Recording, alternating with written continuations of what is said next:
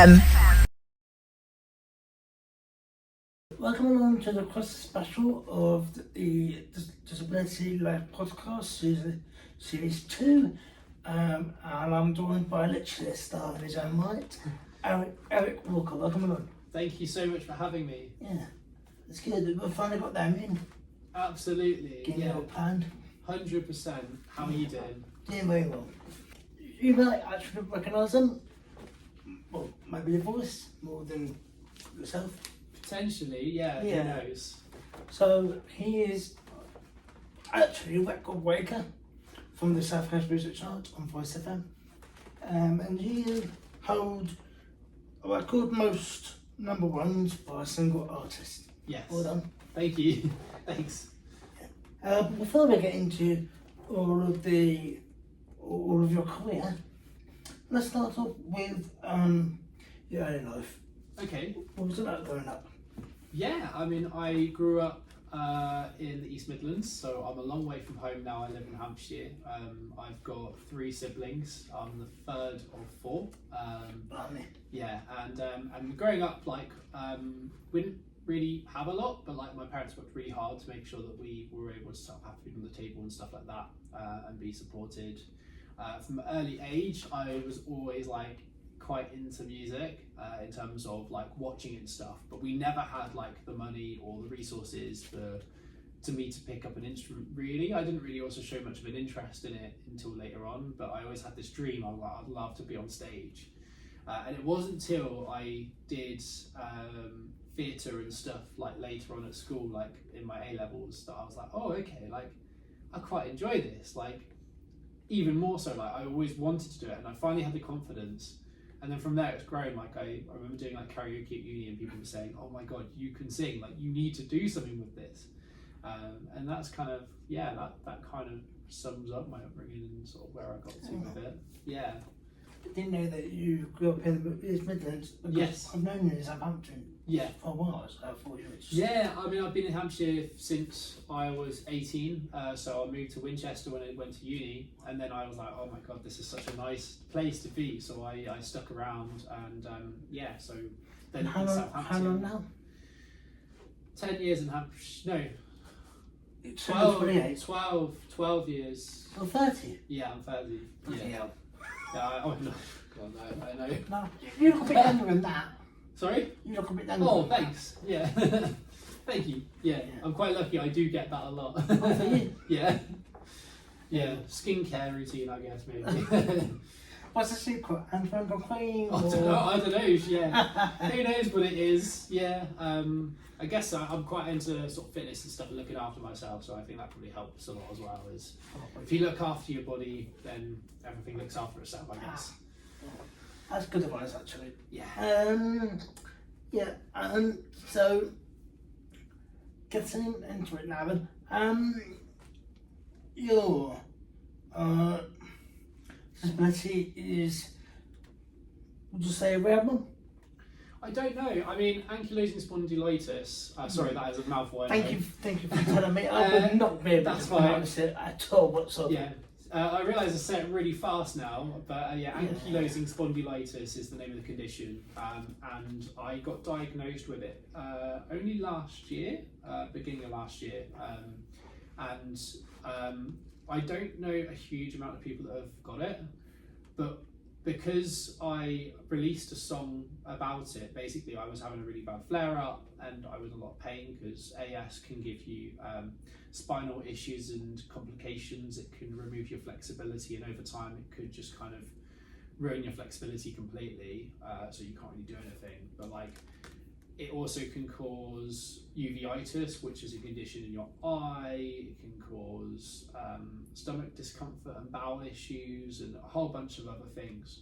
And I was having a really bad flare up, and then I remember, like, I got home from, like, I'd been to the gym just to kind of distract myself, stretch my back out and stuff.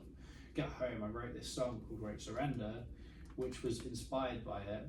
And then since I've released that, I've heard from people that have got the condition, and it's made me feel like I'm not alone, and I'm like, okay, actually it's probably more common than I realise, and that's kind of helped in a way. Yeah. So obviously you didn't get it from birth. Was it genetic or was it just? Apparently it's genetic, but I don't know. Neither of my parents have ever been tested for it, and we don't know if either of them have got it. So yeah, it's a bit unusual. Bit of a mystery. Mystery, yeah. Yeah. And you did an Instagram post about it.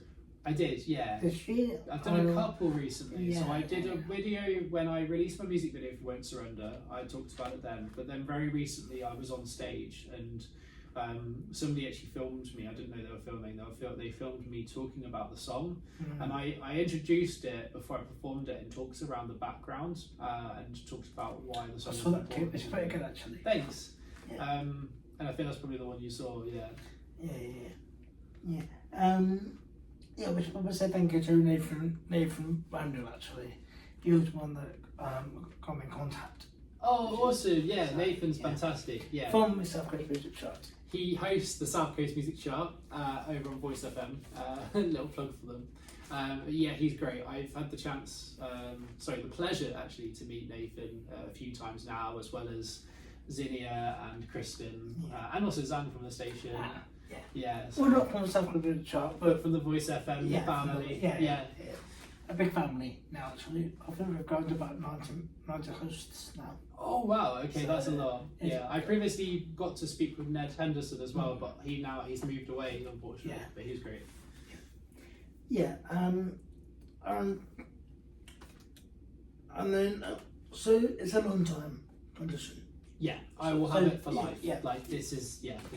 But and do you know what sort of good caused it to just appear last year? No idea. It just popped up. No idea, and I wouldn't have known I'd had it if it weren't for the fact I got a uveitis flare up in my eye a few times, and then the doctors were like, "This is probably linked to something else," and I was like, "Okay." So they tested and did X-rays and MRIs, and that's when they discovered my spine was already breaking itself down, and there was already quite a lot of damage done, and they could see. You didn't notice, you didn't feel. I was in pain, but I didn't realise what it was, and I just assumed I was maybe overdoing it at the gym or something, like working too hard.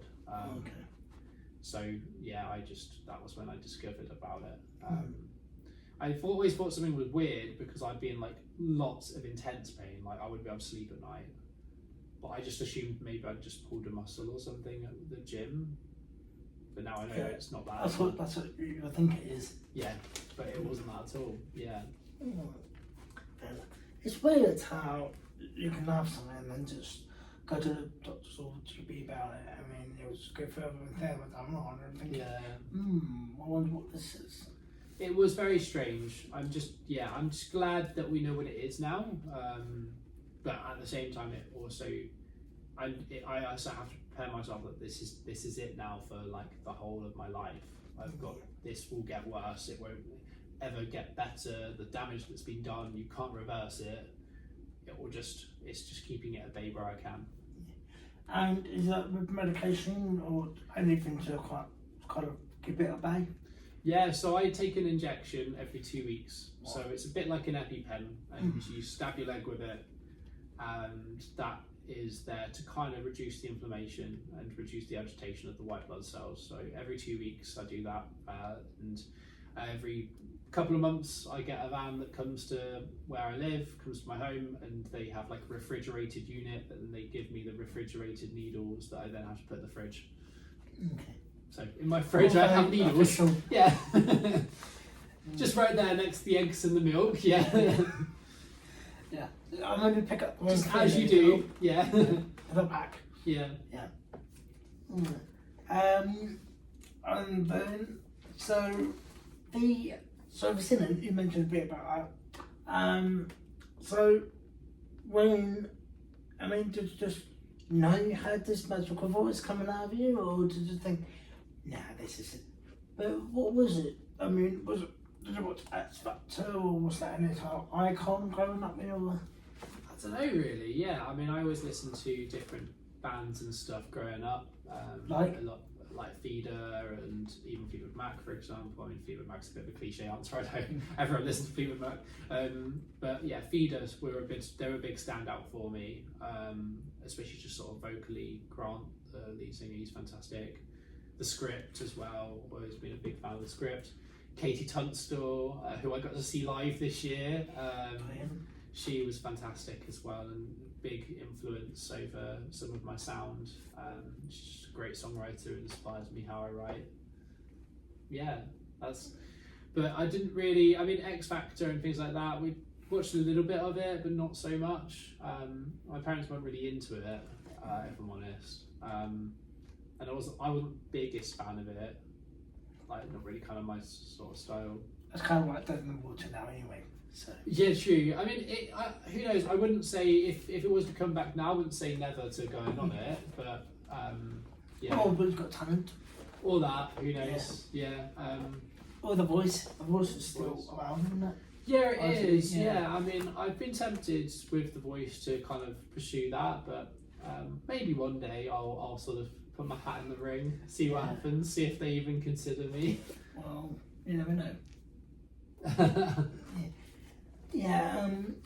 So it was, you said university, somebody said, oh, you can do this as a, what did you do after that? Did you then kind of just go around pubs, open up nights, sing a song, karaoke? Very much, yeah. A lot of open mics, especially in Winchester. There was some really good ones, like Roots Night up at the Railway. And then when I moved to Southampton, I was doing a lot of the open mic circuit here. The great thing is about the city is there is stuff happening all of the time. Like every day of the week, you can find open mics and opportunities to perform. And then from there, just over time, just getting to the point where I'm just getting a bit more known so that I can get gigs and stuff. And that's where I'm at now. Like, I'm quite lucky. I get a few sort of regular gigs that come up, performing my own stuff. Because that's what's always been important for me is like, I do enjoy performing the odd cover, but I'm very selective about the covers that I would do. I won't just sing something because it's a crowd pleaser, or I have to resonate with it myself, like I have to like the song. So I tend to perform a lot of original material because I like pushing that, like that's my narrative, that's my story, and if people like it, it makes it even more worthwhile because I'm like, they like something that I've created. Yeah. Yeah, and some people think that music is kind of like just write a song, sing on it, put it on the CD, and then that's it. But it's a little bit more complicated than that. Yeah. There's a lot that goes into it. Yeah, a lot that goes into it. I actually did some music lessons myself. Oh wow, awesome. But didn't get that far. I wasn't that good anyway, but yeah. I was more into like sort of like fuck bottom girls type, you know, the kind of Paddy. But no, I didn't get that far. But I did that to get it recorded and put on a CD at some point. I don't know where it is now, but okay. Can't be lost in the archives. So who was it that saw you, or was there do you have an agent? I mean, does somebody just look at you and go? I just do it myself. Yeah, I do a lot of marketing myself. I like to think I'm prolific on social media. I feel like I hope that I post enough of the right stuff. But I'm very active with that stuff. In this day and age, you have to be like, if you're an artist that takes yourself seriously, you've got to be posting on social media. Instagram, TikTok. Yeah, the way my style as well is that I've on top of really sort of sharing my music, I like to share like who I am as well. So if you do find me on Instagram or TikTok, you'll find videos not just of me singing and performing, but also videos of me talking to the camera about things, like talking about my life and what I do, so that people get to know the real me, like not just like the on stage singing their songs. Yeah, so on stage persona of yourself. Yeah, so I do talk a bit about my fitness and stuff like that because that's really important to me in my life. Yeah, the boxing, the kind of like with the gloves. Oh my god! That comes up every so often. Yeah. I mean that was everywhere, especially for the Won't Surrender promo. When I released that song, it was just like boxing themed everything, like boxing gloves on all the time. Yeah. I was thinking, is Won't Surrender related to boxing? No. I kind of had this idea like ages ago. Like it was really funny. I was just like, you know what? I'm going to shoot a music video for this song, and there's going to be a boxing, and there's going to be like me thing like in a boxing ring, and there's also going to be me at the top of a multi-story car park in Portsmouth with boxing gloves on, lip syncing to my song, and throwing punches, as you do. Yeah, so how many years did it take you to then kind of to where you are now? I mean, Yeah. so the first time you did your own record, let's say LP or whatever you want to call it, Yeah. how long did it take to get to that point? A few years, yeah. So I started teaching myself to play guitar when I was I was 20 when I started teaching myself guitar. I was really late to it. I was so late. I'd already been sort of writing stuff in the background beforehand, just lyrics and stuff, things that came to mind, just a bit of an escapism really. When I started learning guitar and teaching myself guitar, that was when things started. I started to actually kind of write with more intent. Took me a few years to get to my first single that I was like, oh yeah, this is the one I really want to get out there, and that was a song called Hold My Breath. And I released that in 2018, so 7 years ago now. For the last 7 years I've been releasing music, and I've released a lot of music in that time now. But my idea is I want to keep getting better at it. I want to keep honing my craft, learning more, and sort of sharing more with people that I hope will resonate with others or inspire others. And did you mingle with other artists from the very start? Yeah, I think that the good thing about going to open mics and things is you get to see other artists and get to know them. That's how I got to meet Sarah Rose, who I've released 3 collabs with. I've got 4th collab come in as well, which is out on Friday. Depending on when this podcast is released, it might already be out there. It will be released on good state. So. Oh, okay. So if you're here listening to this podcast, then go check out All Will Ever Be. It will be out now, and I'm sure it will have 1 million streams on Spotify. But basically, Sarah and I, we met at open mics, and we've become really good friends as a result. Like, I'm so glad that I've had the chance to meet her and work with her. We performed together a lot as well, write together. Yeah. And was that your only collab, or have you done others as well?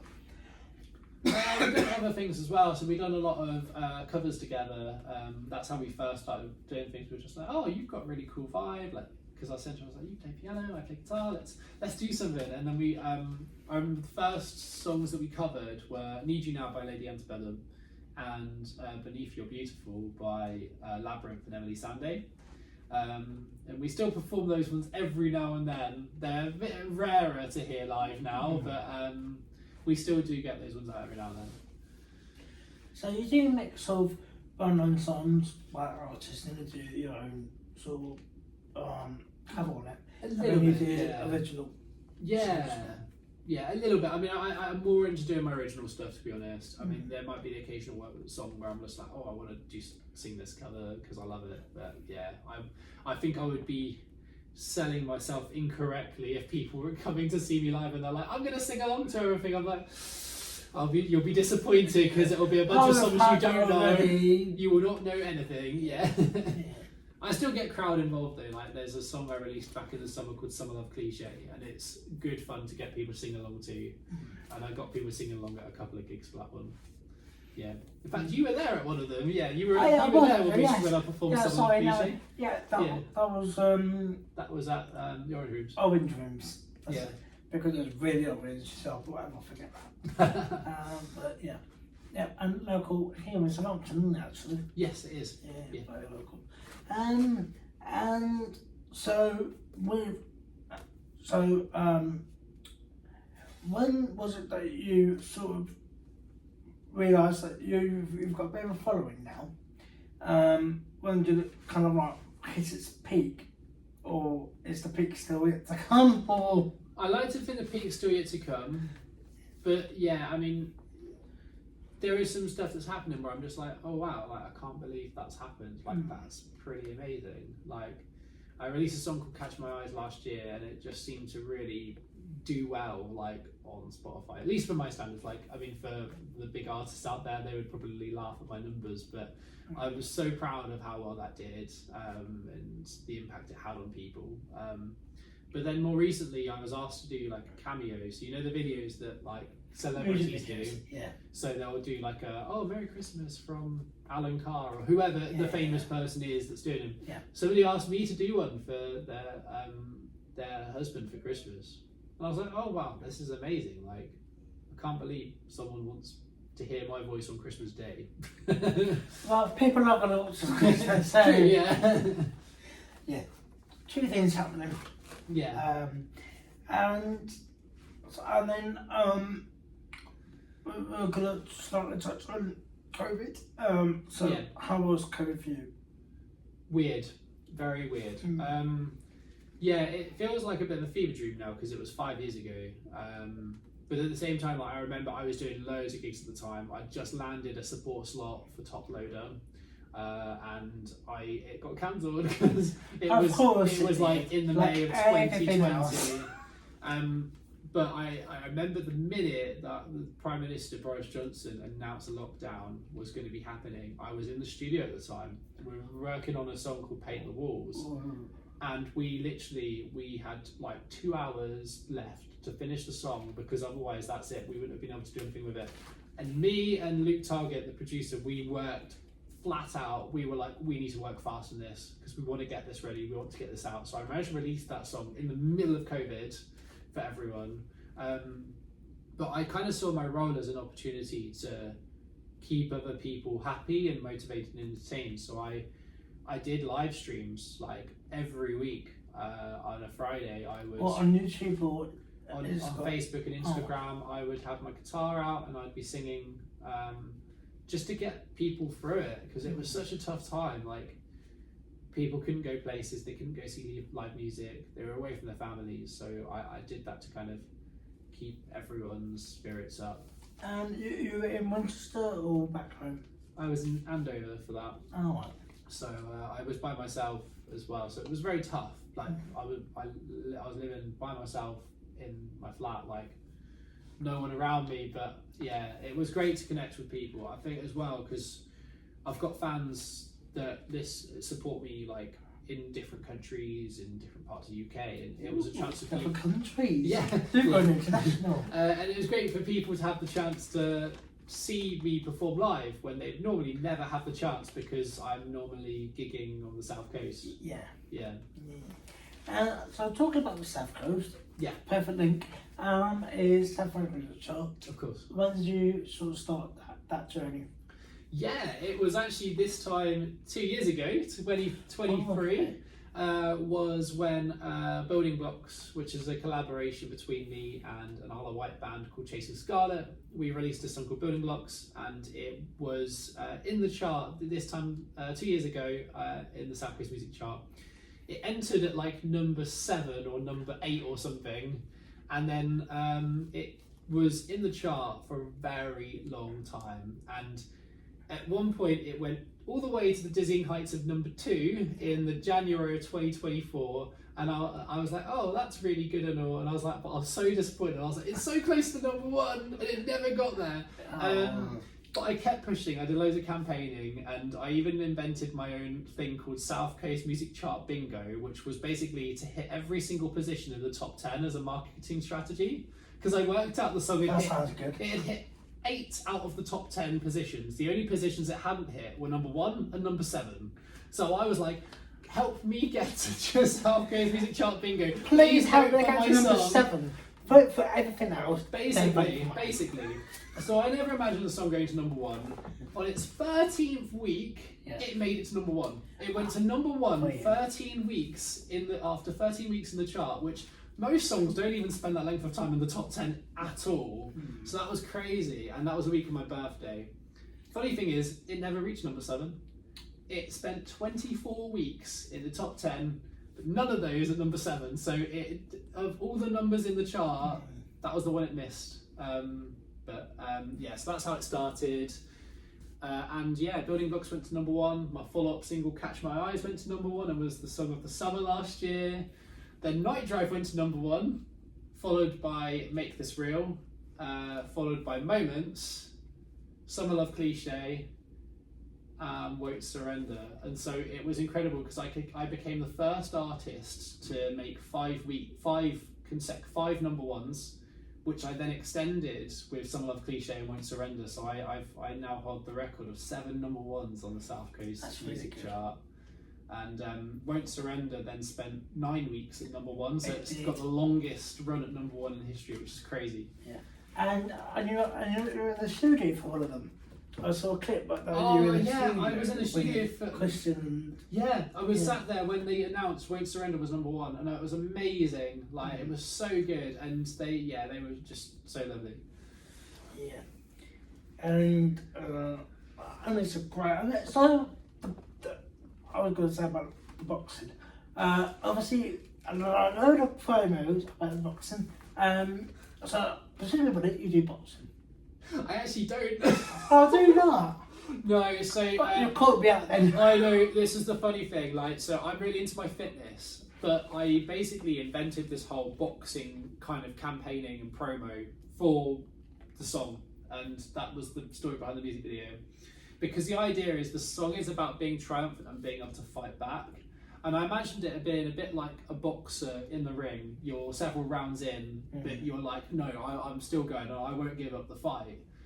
And that was where the concept came from. So the hilarious thing is, I've never boxed, but the lovely people at Artful Dodgers Boxing Academy over in Horsham, they allowed me to go in and shoot my music video there and shoot my content with me with boxing gloves on, pretending I know how to box. I thought you knew how to box. I really don't. Did you have other boxers in the video with you? Or was it No, just it's just me. Oh, Yeah, just all me. Yeah. centre of attention? Oh, I know, I'm such a diva. The funny ones were though when we went, because I shot the music video in different locations as well in Portsmouth. So one of them was in front of the Guildhall, and I'm in the front of the Guildhall with just a vest and shorts on, and I must look so out of place. Like, there was like loads of people around. It was so busy, but I was like, I'm just gonna do just here, like moving around like by the Guildhall, just singing my song. Yeah, as you do. I've got to watch that actually. Oh yeah, it's a laugh when you think about behind the scenes. Yeah. Yeah. Because a lot of people don't tend to see behind the scenes sort of stuff. So, who's the camera person who does the content? Do you edit it yourself? Do you get other people? Oh yeah, I mean it depends really. So I edit some of my content, but I also am quite lucky. So Catherine Jacob was the lady that recorded the Won't Surrender music video. She edited it, she produced it, she did all of the work. So she was amazing. And then I've also got Jay Allison. He's a content producer. He does some of my content. In terms of editing and graphics and things. It's really helpful having people to support you with that. Like, I do a lot myself as well, so I've become a bit of, well, self-proclaimed pro in CapCut and Canva, but at the same time, like, it's a lot to do in your spare time alongside writing music. Yeah. And then I've got download boxing. I just thought you were a boxer, so. Oh, Sorry. So, was that just for what's under? Will you put your gloves back on for another music video? Who knows? Yeah, who knows? Yeah, it felt weird because I've released a new song called Breaking Walls with Lyradel, and we actually met through Sidequest Music Chart. Because hers was the song that stopped Building Blocks from going to #1 that fateful week. Yeah, we released a song recently, and I was tempted to put the boxing gloves on to promote it. To break the walls. Well, that was literally my thoughts. I was like, breaking walls. What's the best thing to break walls with? Boxing gloves. Yeah. and did she go for it? Did she put her own? I haven't said anything to her about it. I mean, that's a good idea now. Maybe I could get her to wear the boxing gloves. Yeah, just one each jingle. She would do it. I'm sure she is. She's fantastic. She's so much fun. And so collaborations is would you say doing it yourself is the favourite thing, or do you like collaborations as well? Collaborations are a lot of fun. I love working with people who have different ideas to me and learning about how they write music, because it can be so different. Like the way that Lyradel writes is very different to how I write, and she's some really cool ideas. And like I was like, oh, I can't wait for us to work together on this. And then same with when I worked with Sarah Rose when we've released music, and same with Jason Scarlett. Like, just very different ideas and ways of working and ways of writing, and then when you're in the studio together as well, it's just so much fun. You also can't beat being on stage with someone else. Like, you're there with someone, you're having a laugh, you're having a bit of fun, and also if I make mistakes, they can cover that. They can cover on stage you're like yeah. Have you had any blunders on stage? Just the general ones. I mean, I often will play the wrong chord here or there, but yeah, or like if you forget the lyrics to your own songs. But I mean, that's okay normally because a lot of people don't realise unless it's like the chorus. So there's been times where I've had to sing the same verse twice because I've gone to sing the second verse instead of the first verse. Trying to think of the line and then I got it. Yeah. But if you're saying the song for the first time and you make a mistake, doesn't matter. No one's ever heard it before. So. Yeah, I mean, I had a funny moment at my last gig at the Social in Southampton. Yeah. So basically, I got the microphone and I went to take it out of the mic stand because I wanted to kind of move around a bit on the stage and I was going to sing my song Night Drive. I pulled the microphone out and pulled the cable out with it, so the cable disconnected the microphone. I was like, yeah, I'm gonna have to stop and do that again because I need to plug the microphone back in. I've never seen the microphone do that before. Me neither. That was a first. It was quite funny. Yeah. Yeah. I joked about it though. I was like, I was like, this was scripted. Like this was totally meant to happen. I'm building suspense. Well, Nigel, please say you haven't. So, anyone who was in that gig that night, just forget it. No, it's fun. Yeah. And then, so how did you get sort of like getting a producer, going into studios? Was it just you looking around your local area, see what's around music studios and? Oh, I'm trying to remember how me and Luke met now because it feels like we've just known each other forever. Because I always would work with the same producer for all of my songs, and I'm trying to think how we met. I mean, I now know. I kind of got invited to do some kind of showcase kind of style event thing, and it was years ago, and it was over with River Studios over in Tottenham.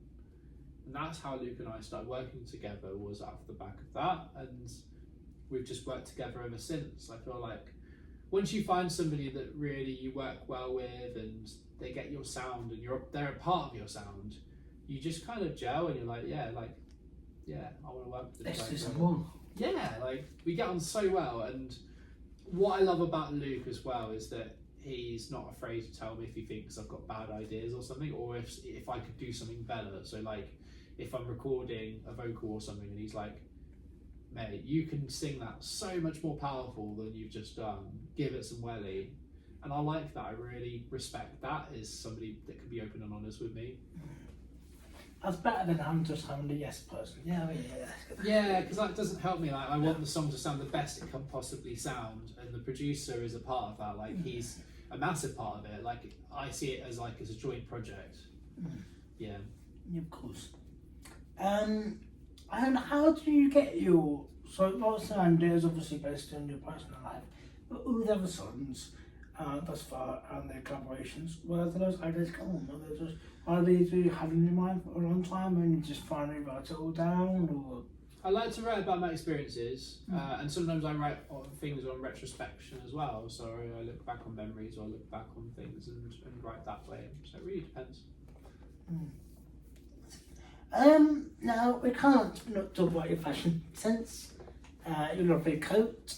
We always see you wearing a gilet, if you call it that, or sleeveless coat, whatever you call it. What do you call it? Gilet? A gilet. There you go. And we'll talk about this before we start recording. Did you say it was an intentional thing, like fashion? A little bit, yeah. So I think it's just become a bit of a statement, really. It's become a trademark sort of look for me. And I think as an artist, you need to be able to have a bit of a signature look about you.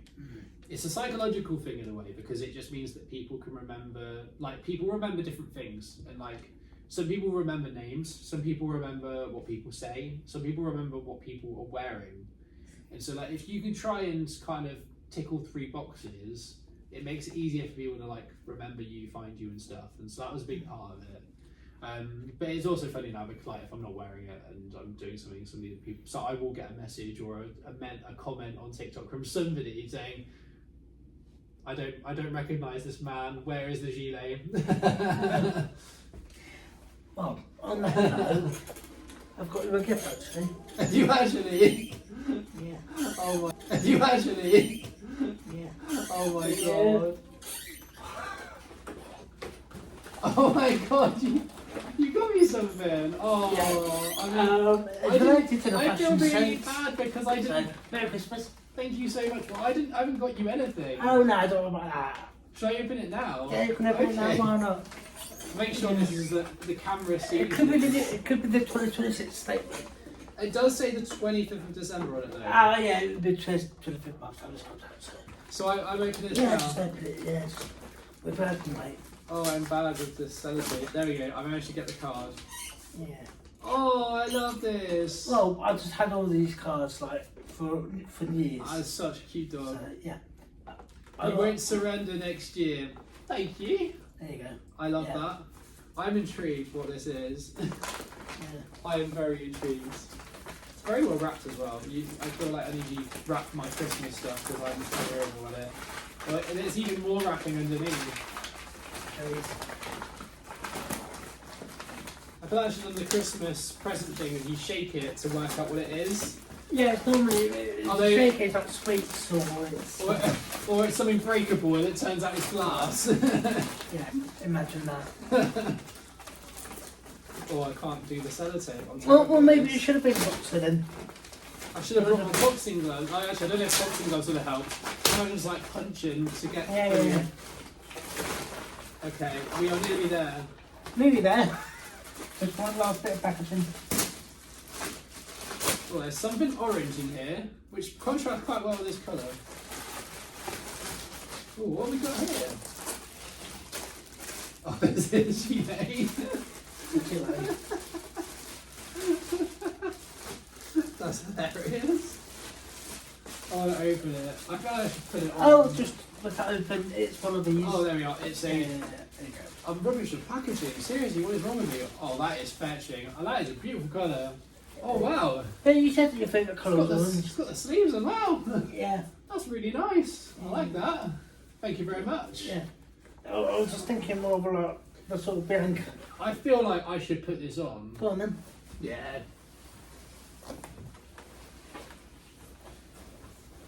Do you normally end up with like a fashion show on your podcast at the same time?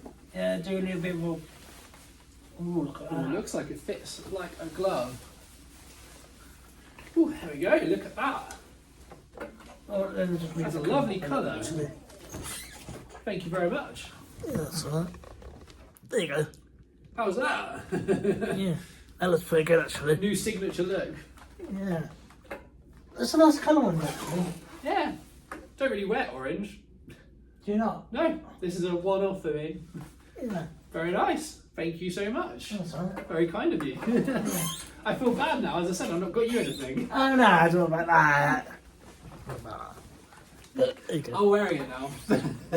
Well, I'm glad I remembered that because Thank you. I wrote it down actually. Fashion coat. Yeah. You met a few people that I was Yes. last time. How grateful are you to your families, to your community, or friends? Good, yeah, I feel really grateful.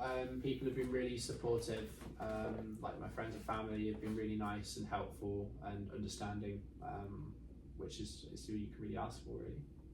And the people with your condition as well. Yeah, I think it's helpful to know that you're not alone, and I'm hoping my stories help people to realise that. Like, I've been open and honest about my experience. It was tough to do, but I'm glad I did it because I think it's helped others maybe to not feel like they're isolated. You're sort of going into 2026 Yes. in 6 days' time. By the time this comes out, anyway. What's in 2026 for you? Any plans? Any kind of lose yourself? So much more to come. Yeah, really excited because I've got new songs coming out. I've got a collaboration with Rackham. They're a duo formed of Toby Creasy and Sam Bishop. Also, you'd have known their music, I'm sure, from South Coast Music Chart. Their song Robin Hood was massive on the chart, so I'm excited to work with them. We were doing some stuff today actually. I even did a duet with them on stage at the social, and yeah, we've got a new song that's coming out in the new year, so watch this space. It's going to be a really cool song. We did a photo shoot for it over in Winchester. There's a really cool story behind the song, which we'll share in due course. Of course. There'll probably be another Sarah Rose Eric Walker collab there's going to be, because we've done 4 now, so I'm sure we'll work on another song. And I've got an original song as well, like a solo one coming out in January, called Kings Tonight. Yeah, please pre-save that as well. Sounds good. Yeah. And do you release a song? Just mention Spotify. Yes. Obviously, it's not like self-rated trial. It'll be Voice FM everywhere. and that. And got to pop that bit in. And what? Apple as well, or where do you release your stuff? Spotify, YouTube, Apple Music, Deezer, Tidal, everywhere. Everywhere. Yeah, absolutely everywhere. Brilliant. And if people want to kind of see more of you and you love your boxing gloves, where can they find you? They can find me on, as I said, YouTube, Deezer, Spotify, Apple Music, Amazon, iTunes, Instagram, TikTok, Facebook, basically everywhere. Okay, I am brilliant. all over the online stuff. Okay, and it's Eric Walker UK for Instagram. That's the one, and for TikTok, and for Twitter, and for Facebook. Well, everything then. Basically. I will put a link here, or some sort of Am I pointing the right place? yeah. Or I am, but One of us has pointed to the right place. yeah, it could be up there and Somewhere in the somewhere around vicinity. here. But you have to send me all the links and then I'll put it all in. I'll get you. And then the final one is the one that I normally give everyone. What tips or advice would you give to somebody that has the same condition as you? Make the most of, not to sound harsh, but just make the most of now. Like, my condition isn't going to get any better. It won't. Like, I know it won't. But there's no point feeling anxious about tomorrow, because you don't know what tomorrow's going to look like, and you also have very limited sort of control over it. So if it's not your sphere of influence, like, don't allow yourself, don't try not to get anxious about it. Just focus on the here and now. Like, make the most of it. Like, and that's what I've been doing. Like, I feel like I've been doing a lot of stuff recently just so I can enjoy what I can do, why I can do it. Like, I'm going hiking, I'm going to the gym, I'm doing half marathons, I'm being on stage, but I don't know how long that's going to be for with my condition. It might be that I only last for a few years more, or it could last 20 years more. But at the same time, I don't let myself worry about it. Like, I just carry on with what I'm doing. And that's what I'd say to anyone with AS. Like, it can hit you in different ways. But be patient with yourself, because it's a nasty condition and it's an invisible disability as well. People won't be aware of it, but you kind of don't be afraid to tell people, look, I'm having a tough day with it. Please just give me a break, or I'm sorry I can't make that social event. Don't feel upset or disappointed in yourself about that. Brilliant thing to end up on. And is there anything else you want to say? Or No. I think I covered everything. Yeah, I guess so. But thank you so much for having me. Like, That's it's been a real pleasure. Yeah. And well, thank you very much for coming on. Thank you very much. Thank you. Yeah, Merry Christmas to You've you got as a well. grip. You've got a grip on your bloods. Yeah, you are a boxer. Maybe. Firm handshake. Yeah. Thank you.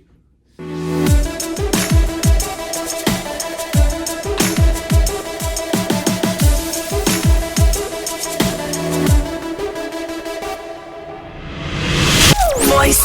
Let's go. Voice FM.